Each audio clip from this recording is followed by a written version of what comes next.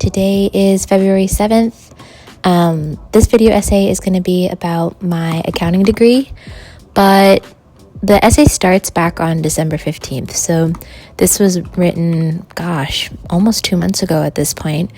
Life's just been so busy and I haven't had time to sit down and go through the drafts and edit and kind of relearn Final Cut Pro again. But I just wanted to let you know that, this was written a couple months ago, but still definitely is relevant in my life and maybe hopefully in yours. And with that, let's get this started. I hope you enjoy. One note to add, I don't have super exciting clips for this video. It's a bunch of me just typing away at the computer. But honestly, I feel like that's really applicable to what this degree looked like and what working as an accountant will look like going forward. It's been a lot of typing on the computer, so I didn't want to sugarcoat it. All right, let's get started. Right now, it is the evening of December 15th, 2025, as I begin to write my thoughts down. Last week, I found out that I passed my third intermediate accounting class, the last in the series. This was a big milestone for me in my degree, as the rest of my classes are electives or non-financial accounting topics. Basically, I feel like I've gotten through the most challenging part of my degree, and I'm on the home stretch now. It takes a lot of time and effort to get to where I am, and it's not lost on me how much I've learned and changed since going back to school. These days I feel accomplished and capable, but I didn't always feel that way. So let's take you back to the start and get you up to speed to how I got here. Back in high school, I took an accounting class my junior year. My school was lucky to have a wide variety of electives, and this particular course was taught by a former CPA. Between the topic coming easily to me at the time, liking my teacher, and getting to dress up like a real businesswoman during competitions, I was totally sold. I decided to become a TA for the course my senior year and plan to go to college for an accounting degree. I don't come from people who have a foot in the world of finance and accounting, so this was all very new to me. Once I got to college, I breezed through the introductory accounting courses. Sorry, mispronunciation there. But I got stuck on business calculus and the second course in the intermediate accounting series. I attempted intermediate 2 twice and failed both times. By the end of my junior year, I was panicking and needed to choose a degree I could finish. I pivoted to business management, feeling like I had failed. Yes, I was getting my degree, but it wasn't in the so-called language of business that everyone talks about. Even after switching to the management degree, I still had to pass business calculus. On my third attempt during the fall of my senior year, I finally passed it. And then because I had switched degrees so late, I assumed I would be on a 5-year track to graduating. But since COVID hit during my last year of school, I ended up taking 20 credits per quarter in the winter and spring. It wasn't ideal, but it got me across the finish line in exactly 4 years. And I was happy. I had my degree, and I thought it was finally done with school, especially online. Then young adulthood really set into motion. I had this general business degree and couldn't land the big girl jobs my friends were getting with computer science, accounting, and engineering degrees. I worked retail and childcare before doing a complete 180 and deciding I wanted to teach. Somehow, some way, I landed a teaching job at a public high school where I taught 9th grade. The year I taught is neck and neck with this past year in terms of how much it stretched me. I learned and experienced more than I ever could have imagined. And while I'm forever grateful for that experience, I was tired and admittedly not as fulfilled as many of my teaching peers. I knew I needed to try something new, so I did. I left the public school system and transitioned into higher education. For a while, I thought I had found my path, but eventually I realized I didn't even know if I wanted to teach. And if I did, I'd likely need a PhD to stay competitive. Otherwise, given my skill set, I would probably remain in fairly low-wage jobs. 5 years passed after graduating with my first degree. Years filled with multiple jobs, and I found myself feeling increasingly financially unstable and short on employable skills. Oh, and not to mention unhappy in my position. That's when a quiet voice in my head started encouraging me to go back to school. So you might ask, if you could go back to school for anything, why accounting? Well, my last job in higher education opened my eyes to the fact that I enjoyed cyclical work and following procedures according to a policy. Oh my God, that sounds so nerdy when I say that out loud. To put it short, I like lists. I like keeping things organized, and I can analyze and problem solve well when the context is clear, which doesn't always happen, but whatever. I also know I wanted to maintain at least a hybrid, if not fully remote, work schedule going forward. When I put it all together, accounting actually felt like a pretty good fit. I decided to pursue a second bachelor's degree because I already had about half of a standard business curriculum completed through my management degree. That meant it would only take me about 2 years to finish. A master's felt more expensive, and I also felt that completing a bachelor's would better prepare me for attempting the CPA in the future. And not that a master's wouldn't, but I just knew I needed all of these foundational courses, and so I was like, let me just go back and do the bachelor's degree. Once I made the decision, things moved fast. I applied to a local state school with an online program in May or June, I can't remember, of 2024, and was registered for autumn courses by August. Thank God for rolling applications. Now let's be clear, I knew working full-time while going back to school would be hard. Going back to school full-time as well, so doing both full-time. But you don't really understand that, or you don't really understand what that means until it's the Sunday before midterms and you still don't understand the cash flow statement worksheet that's worth 1/4 of your exam. Oh my God, that was not fun. I remember the days. You kind of just have to do it and accept that it's going to hurt. Unless you're one of those rare people who genuinely love accounting and finds it effortless, which could not be me. Here's where I want to pivot slightly and share what I've learned now that hindsight is 2020. I'm not quite done yet, but I trust that these lessons will carry me across the finish line on my desired timeline. And a quick note, these are things that helped me. I can't predict how the future will go once I finish the degree, but we'll cross that bridge when we get there. Motivation. Have motivation that is so damn specific to you. If you're someone like me, you need to know exactly why you want this degree, and you need to feel that motivation deeply. I don't do accounting in my free time. I don't love it naturally, so without a strong why, there wouldn't have been anything pulling me through the harder moments. The first time I attempted this degree, my motivation was vague. This time, it's incredibly specific and tied to a real timeline. One of my biggest resources of motivation is money. Not in a greedy way, I like to think, but a practical one. I want enough disposable income that acting and dance classes don't feel like a financial burden. These are things I love and want to do for the rest of my life, and I don't want to constantly feel guilty for choosing them. Another piece of motivation is stability. I'd like to own my own townhome by the time I turn 40. I've run the numbers. I know what I need to earn, save, and prioritize to get there. But sometimes when I was watching an example problem for the 6th time and felt completely fried, I just repeat the word townhome in my head, which sounds so corny saying out loud. I'm going off script for a moment, but it really just making your financial goals more real can help make the academic ones feel more real, which some people just get that, but I'm someone who it really had to kind of be smacked in the face too.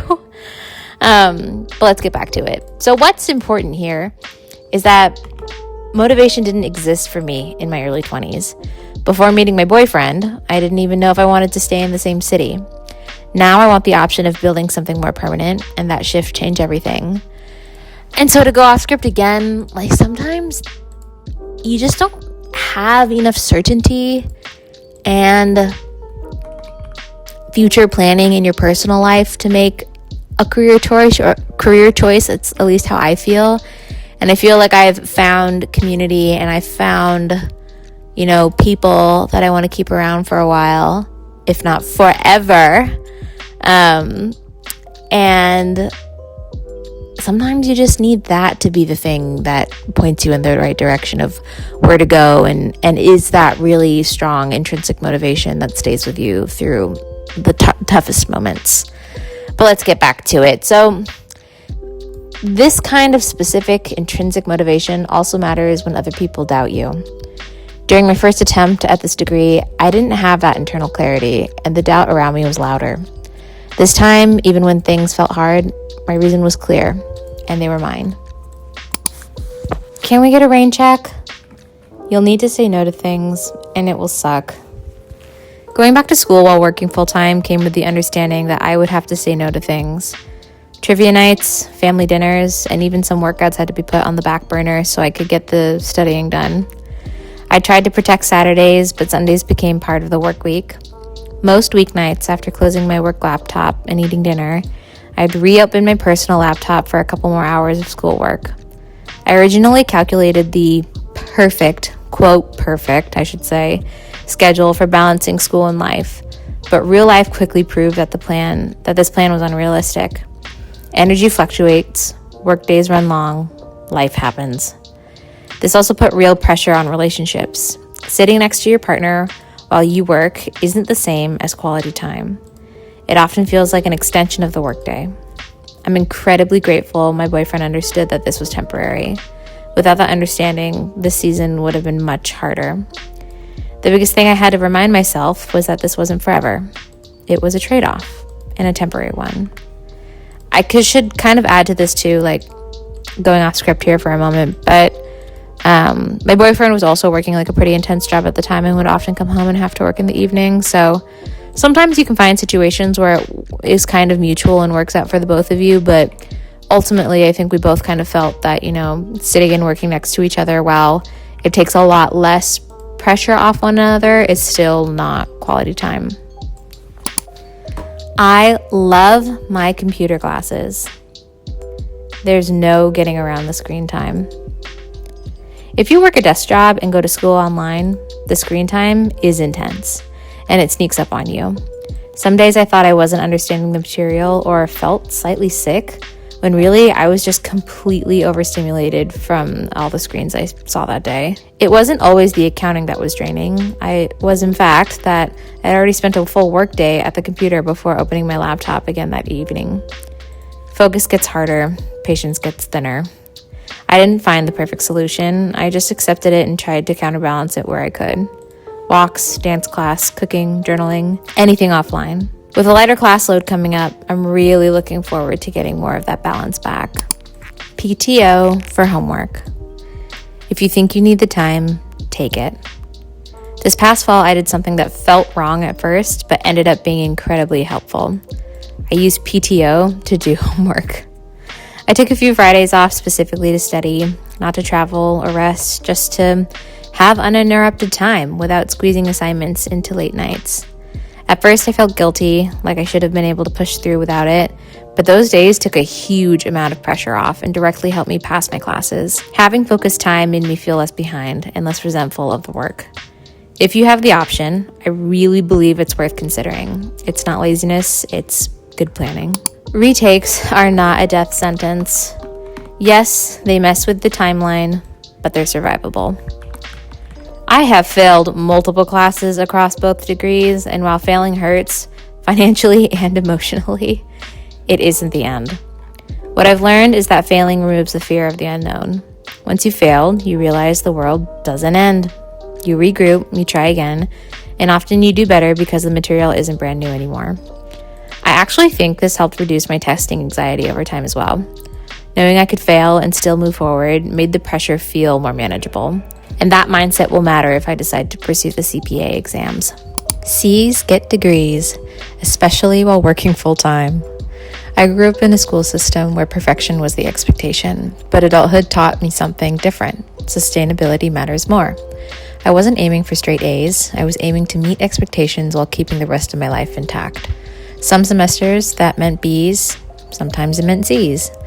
A lot of learning happens on the job anyway, and if I pursue the CPA, I'll be reviewing everything again regardless. Letting go of perfection was one of the healthiest choices I made during this degree. You need to be computer literate. Online programs assume a lot. I was surprised by how many students struggled with technology across all age groups. Older students often struggled with platforms like Canvas or Excel, while some younger students struggled with organization and workflow. Online programs are largely self-directed. You're expected to troubleshoot, advocate for yourself, and seek out resources. If technology isn't your strong suit, it's worth practicing it ahead of time, especially with Excel. That skill alone can make or break your experience. Thankful to be selfish. Timing mattered more than I realized. I'm really glad I went back to school when I did.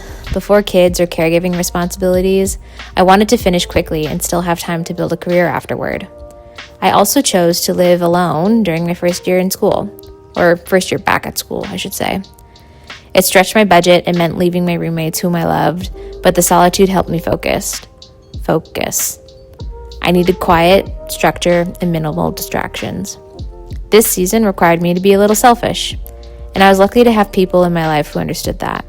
While my social world shifted, it didn't disappear, and I'm excited to pour back into that chapter as this one closes.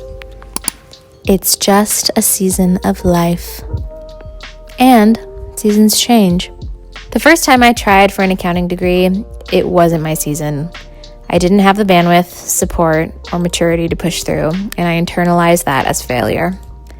This time, with more life experience and a stronger support system, I felt way more equipped. It was still hard, but I was ready in a way I hadn't been before. And when things felt overwhelming, reminding myself that this was temporary really helped. Seasons end, even hard ones. I also know accounting may not be forever. It could be a short chapter or a long one. Careers aren't linear anymore, and I'm okay with staying flexible. If you've made it all the way to the end of this video, thank you. Truly. I know this was long, and I appreciate you spending the time with me. I wanted to make this video for anyone who feels alone in the pursuit of something that doesn't look, quote, traditional.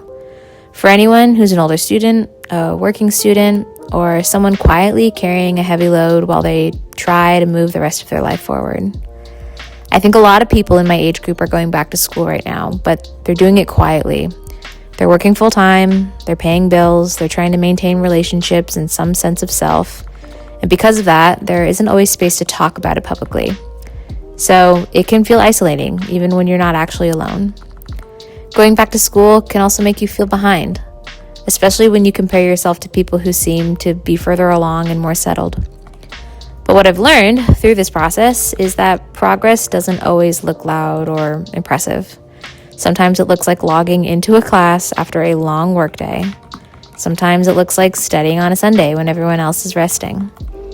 Sometimes it looks like choosing a long-term payoff over short-term comfort. Like cringe, but gosh, it's so true. And that kind of progress still counts. If you're currently in school in any capacity, I hope you're proud of yourself. And if you're thinking about going back, I hope this gave you a little clarity or at least made the decision feel less intimidating. We really are all on our own timelines. And sometimes the bravest thing you can do is to commit to a season that doesn't look glamorous, but moves you closer to the life that you want. Thank you for being here and joining me, and I'll see you soon.